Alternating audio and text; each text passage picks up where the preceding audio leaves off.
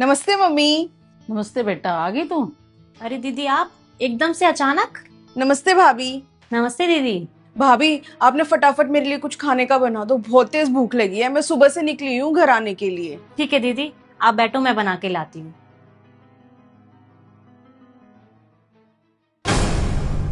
एकदम से अचानक बेटी, तूने बताया ही नहीं। अभी तो रक्षाबंधन को 1 महीना पड़ा है। तेरी सास तुझे दोबारा भेज देगी? क्यों नहीं आने देगी मम्मी? आप मुझे जानते नहीं हो क्या? 3 दिन तक ना मैंने खाना बनाया ना किसी से बात की। मेरी सास खुद ही समझ गई और बोली जाओ रक्षाबंधन के बाद आ जाना। बढ़िया बेटा, तूने अपने ससुराल में दबदबा बना के रखा हुआ है। अगर उनकी चले ना, वो तो तुझे मायके में कभी आना ही ना दे। माँ मुझे ना इस बार वो 9 लखा हार चाहिए, ट्रेंडिंग में भी है और मेरे पास है भी नहीं। दिला दोगे ना? हाँ हाँ, तुझे रक्षाबंधन पे 9 लाख का हार बनवा के दूंगी। हमारे गांव में 50 गज का प्लाट पड़ा है ना, तो वो किस काम आएगा?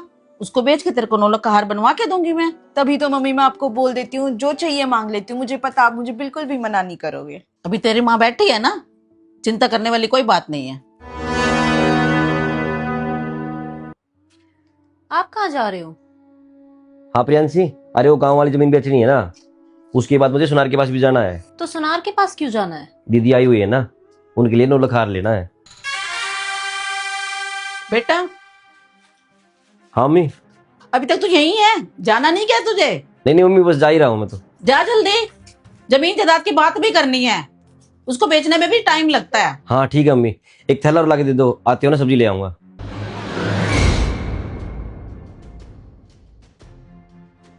बहू, तू क्यों बैठी है यहाँ पे? कुछ काम नहीं करना क्या? जब भी बेटी के लिए कुछ बनवाना होता है, तेरा पहले मुंह फूल जाता है। क्यों ना पूछूं मम्मी जी, आखिरकार मैं भी इस घर की बहू हूँ, मेरा भी कुछ हक बनता है। पहले तो आप रिश्ते के लिए लड़की देखते हैं, फिर उसे पसंद करते हैं, फिर उसके बाद उसके घर वालों से दहेज मांगते हैं। पहले तो आपने मेरे पापा को दूसरे का घर दिखा के, दूसरे की जमीन दिखाकर इतना सारा दहेज ले लिया, और फिर आप ऐसे कर रहे हो। तुझे जितना चाहिए था उतना मिला नहीं क्या? कहाँ मिला मम्मी जी?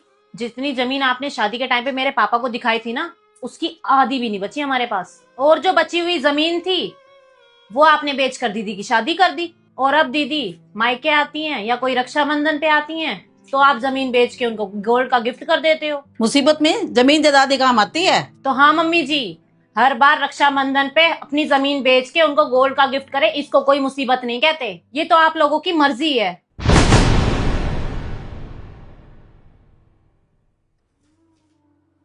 मुझे जो बोलना था मैंने बोल दिया, जो मेरे मन में था। अब इनको अच्छा लगे या बुरा लगे, जो करना होगा वो यही करेंगे। हेलो बेटा। हाँ मम्मी। कहाँ है तू? नहीं नहीं, बस जा ही रहा हूँ।